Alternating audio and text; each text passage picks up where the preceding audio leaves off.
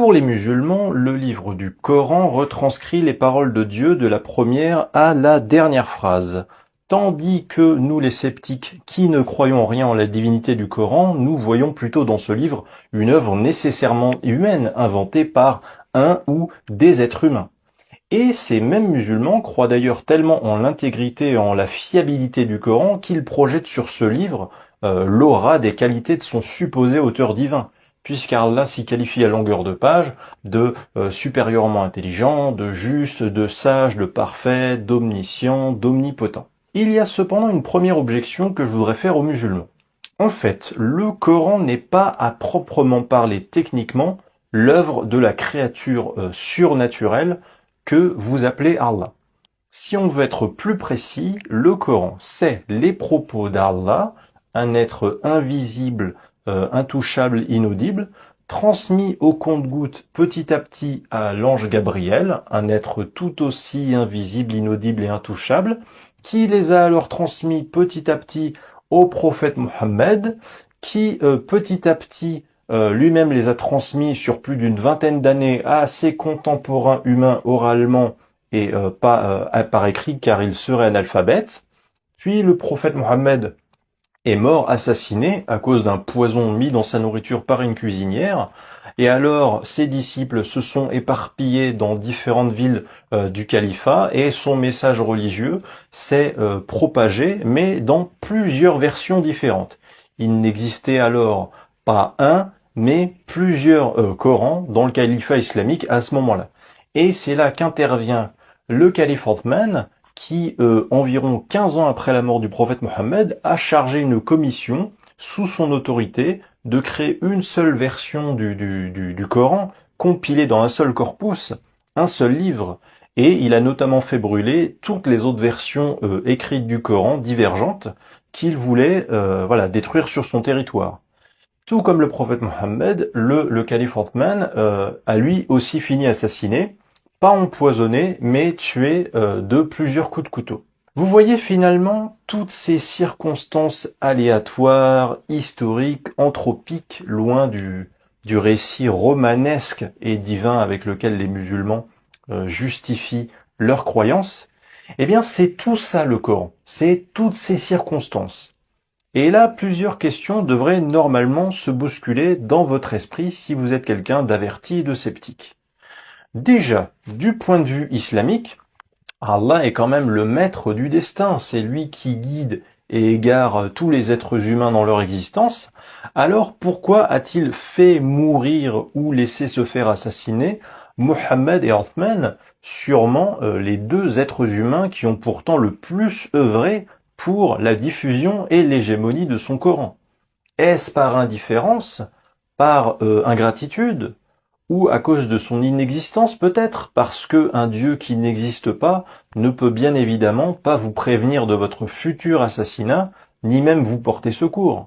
Autre question, le fait que différentes versions du Coran aient existé après la mort du prophète Mohammed, ce qui a obligé le calife Othman à intervenir avec son jugement humain et non prophétique pour n'en valider qu'une seule et détruire les autres versions erronées du Coran. Est-ce que cela ne prouverait pas par hasard que l'intégrité du soi-disant récit divin du Coran a été corrompue et que par conséquent, elle n'était pas fiable?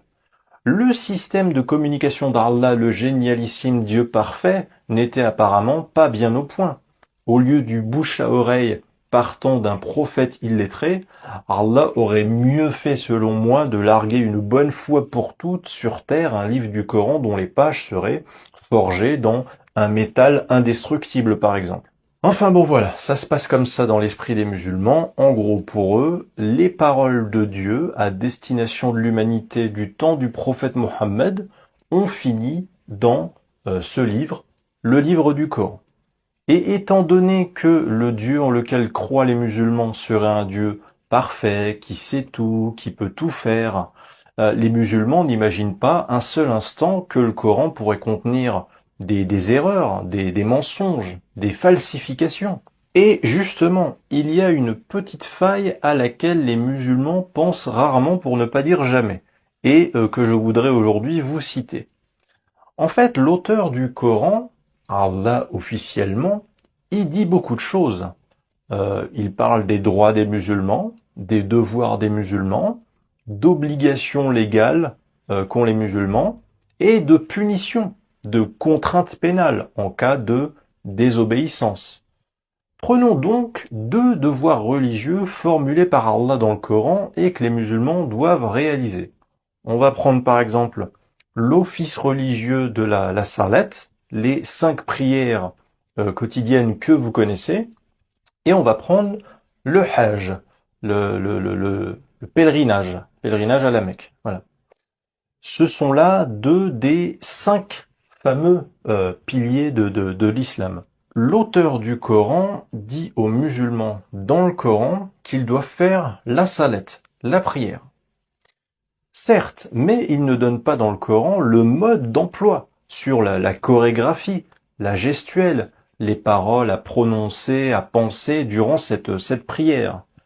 De même, l'auteur du Coran dit aussi aux musulmans de faire le hajj, le pèlerinage.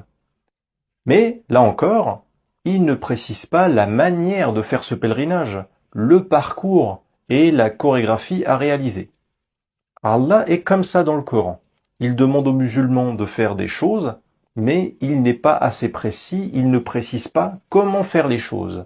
Comment savoir spontanément et avec l'aide du seul Coran ce qu'est la salat, si des humains ne me l'expliquent pas? Est-ce que ça ressemble à la Macarena, à la tectonique, à autre chose? Et il en va de même pour la plupart des lois pénales du Coran. Je rappelle que selon l'auteur du Coran, il faut donner 100 coups de fouet aux hommes et aux femmes qui font l'amour en dehors du mariage.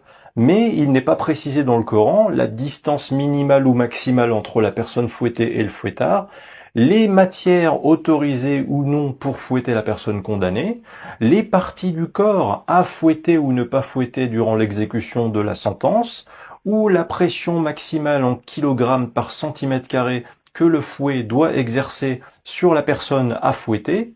Et c'est pareil pour la loi avec laquelle l'auteur du Coran demande de couper la main du voleur et de la voleuse. Il ne précise pas quelle main du voleur il faut couper ou ne pas couper, ni à partir de quel montant minimum du vol il faut couper la main du voleur. Est-ce à partir de l'équivalent de la valeur d'une pomme volée, ou de 2 pommes, de 50 pommes, de 500 pommes, de 500 grammes d'or? Et l'auteur du Coran ne précise pas non plus à partir de quel âge un voleur doit avoir la main coupée. Est-ce à partir de 12 ans, de 14 ans, de 18 ans, de 21 ans? Le Dieu des musulmans est indécis, imprécis, trop indécis et imprécis pour un Dieu soi-disant parfait, omniscient et omnipotent. Mais parce que les musulmans sont persuadés que c'est un Dieu unique à l'intelligence supérieure, omnipotent et omniscient qui est l'auteur du Coran, tandis que dans le même temps, il manque tout dans ce Coran, eh bien, pour ne pas avoir à reconnaître que l'auteur du Coran formule des lois et des jugements imprécis, indécis, lacunaires et donc inapplicables en l'état, la plupart des musulmans se réfugient vers un prétexte, une solution. En fait, ce qu'Allah ne dit pas ou dit mal dans le Coran, il faudrait le compléter par des enseignements du prophète Mohammed qui se trouvent en dehors du Coran, notamment ceux issus de livres de sa sunna.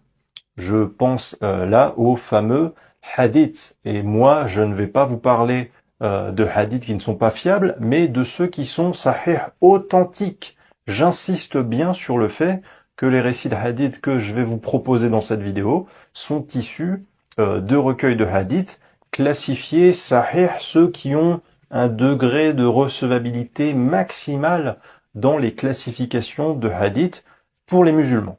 Souvenez-vous de ce que je vous ai dit.